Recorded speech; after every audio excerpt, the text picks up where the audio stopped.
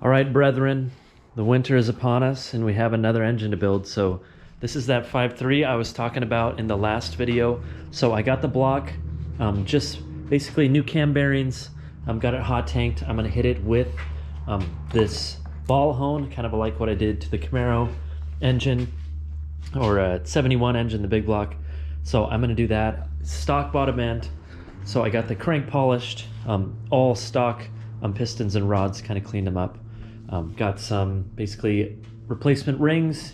These have been hot tanked. Gonna use the stock bolts and everything. And then I have an LS6 cam and then this swap pan. So this is for Randy the Rally Sport. I got the heads, LS6 springs in there, and also got them ground and 015 off.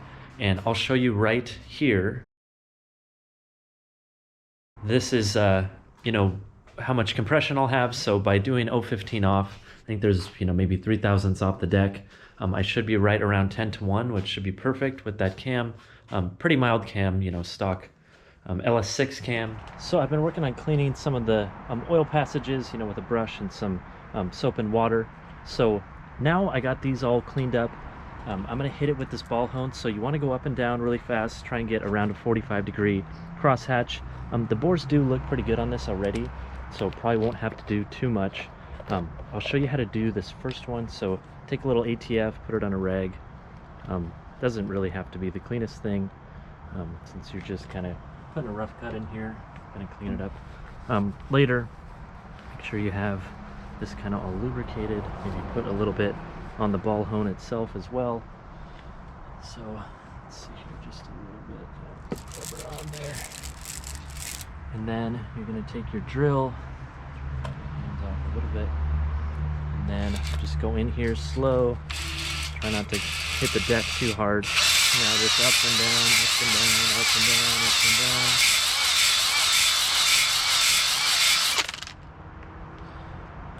It's probably pretty much good. Maybe one more run. Okay, that should be good on that one. Clean it up and see how it looks.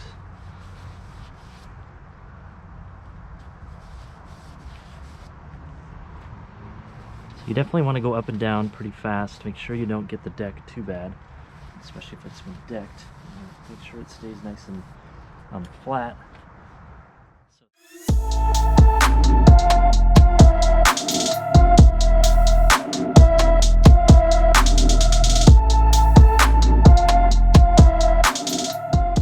So what I've been working on, I got the first main cap on. I'm putting some plastic gauge in here. I'm just going to take some measurements on all the main bearing clearances, record them, make sure I have good clearance before I end up putting this together for good.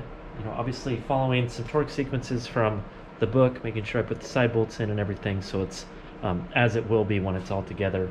I don't anticipate any issues. Crank has been polished and anything, but obviously something that we do want to check. Now that I got the plastic gauge all out of here, I did work to put a couple holes up here for a timing chain dampener, but I'm getting these bearings ready. I'm gonna drop this crank in here.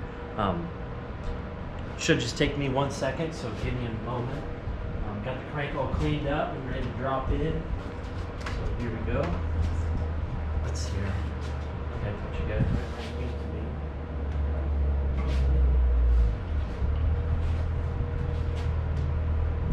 me. Easy does it always with the cranks. There we go. So now I'm gonna tighten up the main caps for good, following that same torque sequence that I put in there. Everything looks nice and clean. I drilled these 2 holes. I had to clean it kind of again. That's why I pulled the crank back out.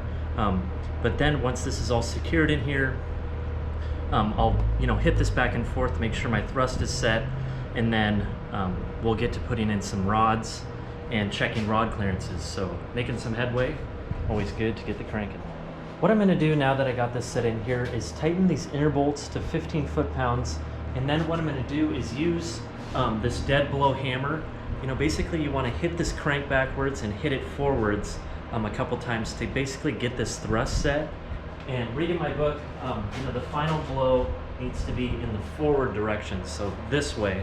So you basically just go through, torque these all to 15 foot-pounds following the torque sequence, then you hit it back, not too hard, but pretty strongly, and then hit it forward maybe a couple times. Then that last one you hit it forward, and that sets your thrust bearing.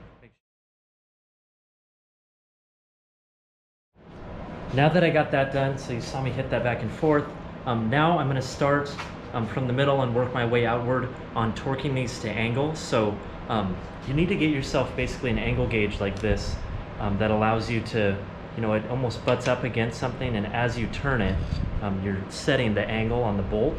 So these inner ones get 80 and the outer ones, first 15 foot-pounds on all of them, and then the outer ones, or inner ones, get 80 degrees extra, outer ones get 51 degrees.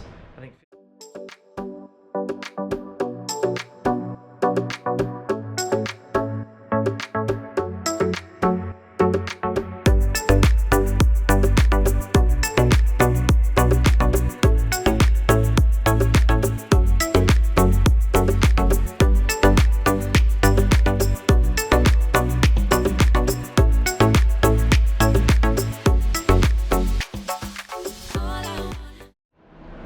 So definitely kind of a process to do those bolts. I don't think you're supposed to reuse these outer bolts, but I don't really see how they can go bad. But one thing to keep in mind with these is that they actually go in to the oil pan area, basically. So you want to put some sealant under the head. Really any sealant would work, but I'm just going to use some silicone. Just make sure you get it all around there, because that'll seal it to the inside of the engine. All right, so what you can see here, these had a lot of carbon buildup in the ringlands, so definitely kind of a pain to do. But I've been taking basically this Sawzall blade. Sawzall blade actually works perfect, and just putting it in here and basically grabbing all that carbon out of there. Here's one of the ones that haven't been done, but you can see it works really nice just for taking the carbon off of there. I don't know if it's going to damage the ringland. I don't think it will. Anyways, GoPro ran out of battery, as it does. I don't think it's going to make a difference. You don't want to put too much pressure on there. Just make sure to go in there and just get it until it looks clean. And then I basically just put some stripper in there, let it sit in there for a little while, and then wire brush it really well. And then once I get it as loose as it can be, I put it in my parts washer, and they come out pretty much perfect. Here's one of the ones that I've done when it's all clean. Looks pretty good. Definitely want to try and keep your Sawzall blade off of here, but overall really good. And I have been basically going through here and putting these rings in here in the bores and gapping them to 021. So I'm gonna probably do a little bit of nitrous on this engine. So I have been gapping them a little large. I think it's 0055 inches times the bore diameter, which is 3.78. And I did kind of 3D print this. This is kind of cool. It's basically a piston ring squaring tool. So if you put one of these in here, you can see it helps you square it up. So easy little print, obviously. It just helps you get it straight, so then you're not adding any additional ring gap to the measurement. And then I've been grinding them a little bit. They don't need much. They're actually pretty close from stock. So I'm gonna get this all done. This is the piston ring clearancing process. So what I'm doing here is taking the piston ring, fitting it in the bore, squaring it, checking the clearance with the feeler gauge, taking it out, grinding it, and then putting it back in until I get the correct clearance with that feeler gauge. All right, ladies and gents, I got the pistons all clean. I got all the, obviously, bearings in there. So I'm going to take this cap off, start with number 1, and I am going to follow from my book, the piston ring clocking. I think this is semi-critical because basically once the piston's running, they are going to pretty much start moving. So this is just for kind of initial startup. So basically top end gap towards the basically center of the engine, the second ring towards the outside, and then they have some other orientations for the actual oil rings. So I'm going to get these all oriented as I go. I'll start with this first one, get it all installed. So I got this also just a normal piston ring compressing tool. I used a nice one when I put together the big block that was actually for the bore size, because it just goes in there and then you can just plop them in there. But this one basically works for most anything, so figured I'd get that guy. One thing that's important to do on here, so as I'm putting this together, I'm taking some time to initially put these in here without any lubrication and check the rod bearing clearances. So you just want to go through and make sure that everything is right and you don't have some massive clearance that would basically make you lose all your oil pressure and you'd have to take the engine all apart, which is thumbs down. But basically what you'd put this little piece of plastic in there, torque it down using the correct torque sequence for these bolts. They're the second version of the Gen 3 bolts, so they basically get 15 foot-pounds and then 80 degrees. So torque it down to the correct spec, and then you want to check it with your plastic gauge, and they're all coming out to around 2 thousandths, which is basically perfect. So I didn't do a good job filming myself putting all these pistons in here, but it came out really nice. Main thing with these, make sure you don't get the piston ring stuck up against the deck surface, and also watch the rod as it goes down, make sure it doesn't nick the crank. So everything went smoothly and looks really good. Next step on the motor is going to be to put this camshaft in here. So this is an LS6 camshaft, and basically the cam sensor arrangement is the same. So cam sensors right here. The Gen 4s had it up front, so if you did do like an LS2 camshaft, you'd have to get conversion harness and basically rearrange it. But this is basically just a drop in. So I'll put this in here, and then I need to put the cam timing or this retaining plate on here. So basically the thrust plate goes on, that goes up against here.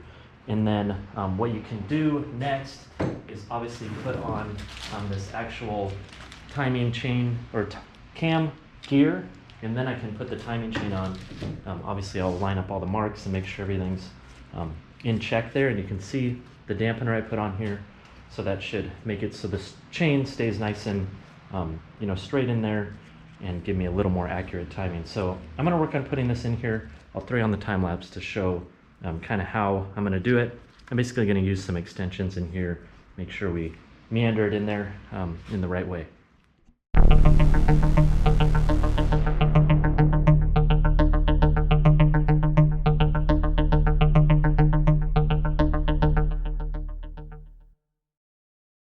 Now I got the cam gear on here, just making sure everything lines up. So basically this mark is aligned at 6 o'clock to the cam or crank sprocket at 12 o'clock. So everything looks right. The challenge here is basically, you kind of have a lot of things to line up.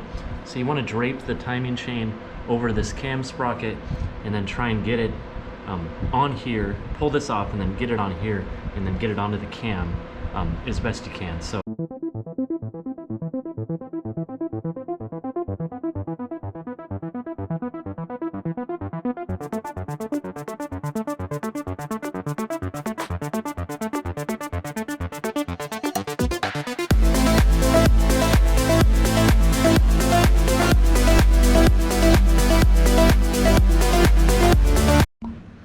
working on installing this oil pump now, that guy there. So basically it comes with these instructions and it talks about the valve or the relief springs in here. So basically it says the oil pump is supplied with a high pressure relief spring. You can lower the pressure if desired and put the blue one in there, or you can also put this Camaro spring in there. So they kind of give you some options.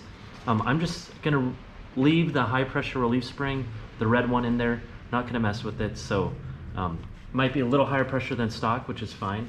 That should actually help me out a little bit. And these bolts get torqued down to 18 foot-pounds, and I do recommend, like with anything else, make sure to kind of spray this with some brake clean, blow it out before you do install it. So I included in this video, Cerakoting this timing cover, so it came out really nice. I did put a new seal in there, so ready to rock and roll. The recommendation as I was reading through my book is actually on here, unless you want to buy the real fancy tools that basically make sure this ends up in the right location in terms of the concentricity to the crankshaft snout, you can actually put it on here just kind of loose, and then as you install the harmonic and then make sure that it's aligned to the harmonic, and then you can tighten actual timing bolts. So This basically goes over this crank bolt pretty easily, and everything's done in here.